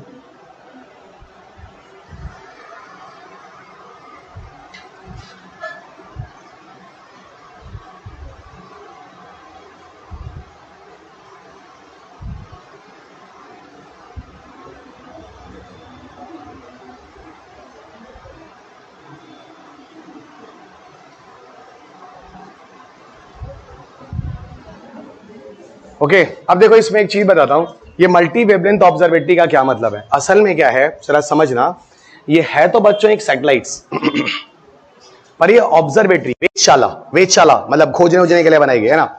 और इस सैटेलाइट्स को एज अ ऑब्जर्वेटरी की तरह पृथ्वी से लगभग 650 किलोमीटर की हाइट पे लगाया गया। कहां गया? ठीक है। और वहां से ये अंतरिक्ष देखेगा, इसको देखेगा अंतरिक्ष, ब्रह्मांड, इन सारी चीजों को देखेगा। और यहां पर जब ये ब्रह्मांड और अंतरिक्ष को देखेगा और इसको यहां पे जानने की कोशिश करेगा, ठीक है, कि ब्रह्मांड में जो गुत्थियां हैं यानी जो मिस्ट्रीज हैं उसको सुलझाने की कोशिश करेगा। असल में होता क्या, मैं आपको एक चीज बताता हूं, आपको बताऊं, ब्रह्मांड में बहुत सारी घटनाएं चलती हैं। ये चीजें आपको और क्लियर हो जाएंगी जब मैं पार्टिकल फिजिक्स पढ़ाऊंगा। पार्टिकल आपको बताऊंगा, ब्रह्मांड में बहुत सारी घटनाएं चलती हैं। कभी कोई तारा मर रहा होता है, कभी कोई गामा रे बस्ट हो रहा होता है, कभी कोई उल्काएं या कुछ ऐसी चीजें भिड़ रही होती हैं। A lot and the lot of features are going on in the ब्रह्मांड। क्या पता तारे के साथ कोई एक्टिविटी हो रही होती है। इन सारे केसेस में ब्रह्मांड में बहुत सारे वेव्स निकलते हैं। फिर मैं कह रहा हूं ब्रह्मांड में जो डिफरेंट तरह की एक्टिविटीज होती है इसके वजह से बहुत सारे वेव्स निकलते हैं। ये वेव्स जो होते हैं वो ब्रह्मांड में चलते हैं, चलते फिरते रहते हैं, और चलते फिरते ब्रह्मांड में हर जगह चले जाते हैं। तो जब ये हर जगह जाते हैं बच्चा, तो ये 650 किलोमीटर की हाइट से भी तो आ रहे होंगे। वहां पर ये ऑब्जर्वेटरी वहां से इन चीजों के, इनके वेवलेंथ्स को, इनकी एक्टिविटीज को वॉच करेगा। और मल्टी वेवलेंथ ऑब्जर्वेटरी है तो डिफरेंट वेवलेंथ के कैरेक्टरिस्टिक्स को वॉच करेगा, यानी डिफरेंट तरह के ब्रह्मांड में होने वाली फिनोमेना और घटनाओं को जानेगा। और ब्रह्मांड में होने वाली जो घटनाएं हैं, जैसे कॉस्मिक मैटर क्या होता है, कॉस्मिक डस्ट क्या होता है, डार्क मैटर क्या होते हैं, ये सारी चीजों के बारे में जो आज तक वैज्ञानिकों को बहुत ज्यादा पता नहीं चल सका है, तो कमिंग फ्यूचर में it provide the evidence about this, मतलब it will try to give this, मतलब मिस्ट्रीज को कहीं ना कहीं सॉल्व करने की कोशिश करेगा। नहीं समझ में आई बात?